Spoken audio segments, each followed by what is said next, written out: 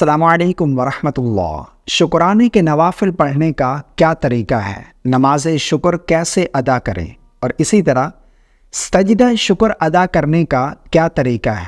آج کی اس ویڈیو میں آپ لوگوں کو یہی دو چیزیں سکھانے جا رہا ہوں، کیونکہ جب بھی ہمیں اللہ کی کوئی نعمت حاصل ہو یا پھر کوئی خوشی کی خبر ملے تو ہمیں چاہیے کہ اللہ کا شکر بجا لاتے ہوئے شکرانے کی نماز یا پھر سجدہ شکر ضرور ادا کرنا چاہیے۔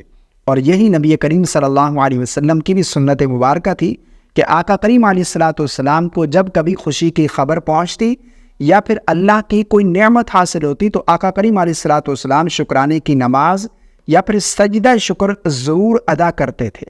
ہمیں بھی چاہیے کہ اللہ کی اس ملنے والی نعمت پر اللہ کا شکر بجا لاتے ہوئے شکرانے کی نماز یا پھر کم از کم سجدہ شکر ضرور ادا کرنا چاہیے۔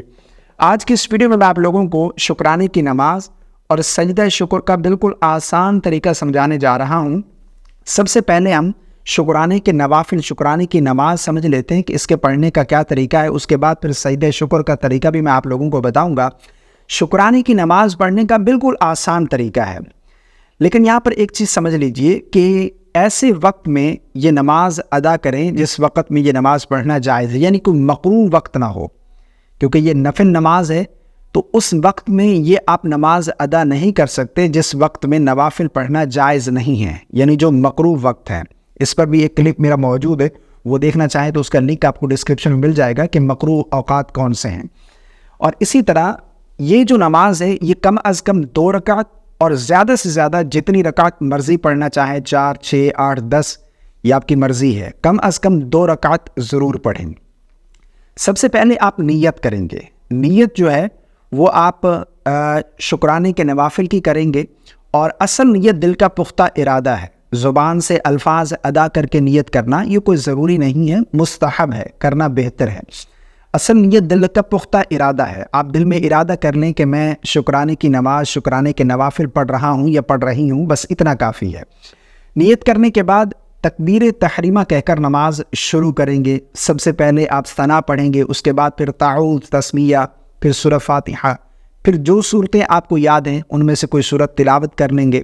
اس کے بعد پھر رکوع، پھر دونوں سجدے، 1 رکعت کمپلیٹ ہو جائے گی۔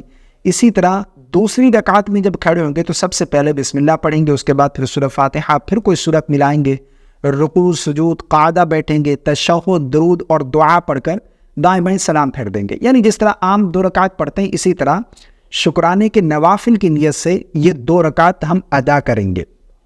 اس کے بعد پھر دعا کریں، اور اسی طرح سجدہ شکر ادا کرنے کا بھی بالکل آسان طریقہ ہے۔ سجدہ شکر ادا کرنے کا طریقہ یہ ہے کہ آپ سیدھے کھڑے ہو گئے اور اللہ اکبر کہتے ہوئے سجدے میں چلے گئے۔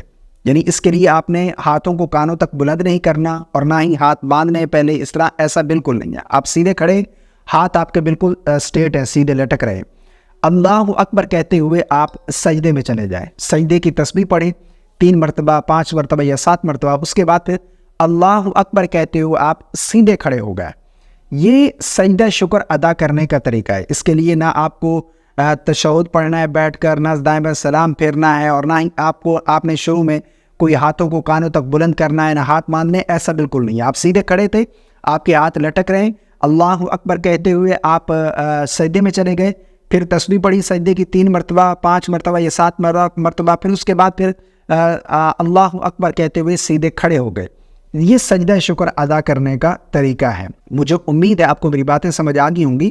بہت سارے لوگ یہ پوچھتے ہیں، تو آج کی اس ویڈیو میں آپ لوگوں کو بالکل آسان الفاظ میں یہ دونوں چیزیں سمجھانے کی کوشش کی ہے۔ مجھے امید ہے آپ کو میری باتیں سمجھ آ گئی ہوں گی۔ اللہ تعالی ہم سب کو سمجھنے کی توفیق عطا فرمائے اور نعمت پر شکر بجا لاتے ہوئے یہ نماز سجدہ شکر ادا کرنے کی توفیق عطا فرمائے۔ السلام علیکم ورحمۃ اللہ۔